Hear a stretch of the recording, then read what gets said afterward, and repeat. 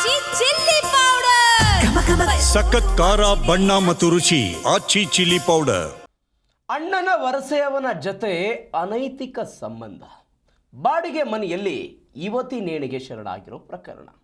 ವಿವಾಹಿತನ ಮೋಹಕ್ಕೆ 21 ವರ್ಷದ ಯುವತಿ ಬಲಿಯಾದ್ಲ ಅನ್ನೋ ಪ್ರಶ್ನೆ. ಮದುವೆ ಆದಂತಹ ಯುವಕನ ಮೋಹಕ್ಕೆ ವಿವಾಹಿತ ಆತನ ಮೋಹಕ್ಕೆ 21 ವರ್ಷದ ಯುವತಿ ಬಲಿಯಾದ್ಲ ಅನ್ನೋ ಪ್ರಶ್ನೆ.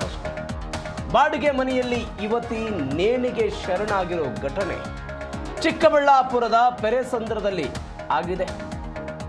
ಪೆರೆಸಂದ್ರದಲ್ಲಿ ಶವವಾಗಿ ಪತ್ತೆಯಾಗಿದ್ದಾಳೆ ರಾಮಲಕ್ಷ್ಮಿ ಎನ್ನುವಂಥ ಯುವತಿ. ಚಿಕ್ಕಪ್ಪನ ಮಗನೊಂದಿಗೆ ಒಂದೇ ರೂಮ್ನಲ್ಲಿ ವಾಸವನ್ನು ಮಾಡ್ತಾ ಇದ್ಲು. ಚಿಕ್ಕಪ್ಪನ ಮಗ ಈತನೊಂದಿಗೆ ಒಂದೇ ರೂಮ್ನಲ್ಲಿ ವಾಸ ಇತ್ತು. ಇದೀಗ ಪ್ರಿಯಕರ ಕೃಷ್ಣನ ವಿರುದ್ಧ ಯುವತಿಯ ಪೋಷಕರು ಕಿಡಿಕಾರ್ತಾ ಇದ್ದಾರೆ. ಇದು ಆತ್ಮಹತ್ಯೆಯೋ ಕೊಲೆಯೋ ಎಂಬ ಅನುಮಾನ ಕಾಡ್ತಾ ಇದೆ. ಇದೀಗ ವಿವಾಹಿತ ಪ್ರಿಯಕರ ಚಿಕ್ಕಪ್ಪನ ಮಗ ಅಣ್ಣ, ಆತನ ವಿರುದ್ಧ ಇದೀಗ ಪೋಷಕರು ಒಂದು ದೂರು ದಾಖಲಿಸಿದ್ದಾರೆ.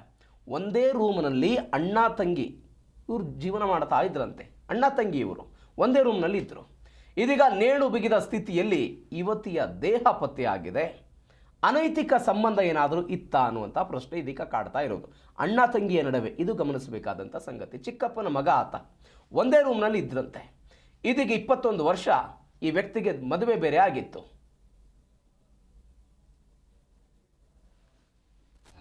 ಸರ್, ಗುಡಿಬಂಡೆ ತಾಲೂಕು ಸೋಮೇನಹಳ್ಳಿ ಮಂಡಲ್ ಬರ್ತದೆ. ಸೋಮೇನಹಳ್ಳಿಂದ ಲಾಸ್ಟ್ ಸೋಮೇನಹಳ್ಳಿ ಬರ್ತದೆ. ಸೋಮೇನಹಳ್ಳಿಯಿಂದ ರಾಮಕೃಷ್ಣಪುರ ಬರ್ತದೆ ಸರ್. ಸೋಮೇನಹಳ್ಳಿ ಪಂಚಾಯತಿ.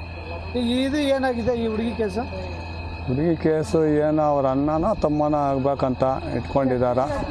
ಅಣ್ಣ ತಮ್ಮ ಇಟ್ಕೊಂಡಿದ್ದಾರೆ ಅಂತಲೇ ಕೇಸ್ ಹಾಕಿದ್ದಾರಂತೆ. ಅದು ಸರಿಯಾಗಿ ನನಗೆ ಮಾಹಿತಿ ಗೊತ್ತಿಲ್ಲ. ಅದಕ್ಕೋಸ್ಕರ ಈ ಥರ ಆಗಿದೆ. ಹಿಂಗೆ ಅಂಜನಪ್ಪ ಮಗಳು ರಾಮಲಕ್ಷ್ಮಿ ಸೂಸೈಡ್ ಮಾಡ್ಕೊಂಡು ಬಂದಿದೆ. ನಮ್ಮ ಅಪ್ಪನಿಗೆ 6 ಜನ ಮಕ್ಕಳು. 6 ಜನ ಮಕ್ಕಳು. ನಿಮ್ಮ ರಾಮಲಕ್ಷ್ಮಿ ಏನು ಓದಿದ್ದಾರೆ? 10th ಓದಿ ಎಲ್ಲಿ ಕೆಲ್ಸಕ್ಕೆ ಹೋಗ್ತಿದ್ರು? ಐಫೋನ್ ಕಂಪ್ನಿಗೆ. ಎಲ್ಲಿ? ಇಲ್ಲಿ ದೇವನಹಳ್ಳಿ ಹತ್ರ ಚಿಕ್ಕಬಳ್ಳಾಪುರ. ಈಗ ರಾಮಲಕ್ಷ್ಮಿ ಎಲ್ಲಿ ವಾಸವಾಗಿದ್ರು? ಟೆರೆಸ್ ಮರದಲ್ಲಿ ಅಲ್ಲೇ ಎಲ್ಲಿ ರೂಮು ಬಾಡಿಗೆ ತಗೊಂಡು. ಅಲ್ಲಿ ಯಾರ್ಯಾರು ವಾಸ ಇದ್ರು? ನಮ್ಮ ಅಕ್ಕ ಇದ್ದಿತ್ತು. ನಮ್ಮ ಚಿಕ್ಕಪ್ಪ ಮಗ ಅಂತ ವೈಫ್ ಅಂತ ಮಾತಾಡ್ಕೊಂಡು ಅಲ್ಲಿ ರೂಮ್ ಮಾಡ್ಕೊಂಡವ್ರೆ. ಹಿಂಗಾಗೈತಿ ಮತ್ತೆ ನೋಡಿದ್ರಿ ಅಂತ ಗೊತ್ತಾಗ್ತಾ ಇಲ್ಲ. ಬಟ್ ನನಗೆ ಅನುಮಾನ ಇರೋದಂತೂ ನಿಜನೇ ಸರ್ ಆ ಹುಡುಗನ ಮೇಲೆ. ಮತ್ತೆ ನಮ್ಮ ಚಿಕ್ಕಪ್ಪ ಕೂಡ ಅವ್ರಿಗೆ ಸಿಕ್ಕರೆ ಸಾಕು ಸಾಯ್ಬೇಕು ಅಂತ ನನ್ನ ಹತ್ರ ಎಷ್ಟು ಸತಿ ಹೇಳಿದ್ರು. ನಮ್ಮನೆ ನಮ್ಗೆ ಅಂತ ಗೊತ್ತಾಗ್ತಾ ಇಲ್ಲ. ಬಟ್ ನನಗೆ ಅನುಮಾನ ಇರೋದಂತೂ ನಿಜನೇ ಸರ್ ಆ ಹುಡುಗನ ಮೇಲೆ. ಮತ್ತೆ ನಮ್ಮ ಚಿಕ್ಕಪ್ಪ ಕೂಡ ಅವ್ರಿಗೆ ಸಿಕ್ಕರೆ ಸಾಕು ಸಾಯ್ಬೇಕು ಅಂತ ನನ್ನ ಹತ್ರ ಎಷ್ಟು ಸತಿ ಹೇಳಿದ್ರು. ನಮ್ಮನೆ ನಮ್ಗೆ ಅಂತ ಗೊತ್ತಾಗ್ತಾ ಇಲ್ಲ. ಬಟ್ ನನಗೆ ಅನುಮಾನ ಇರೋದಂತೂ ನಿಜನೇ ಸರ್ ಆ ಹುಡುಗನ ಮೇಲೆ.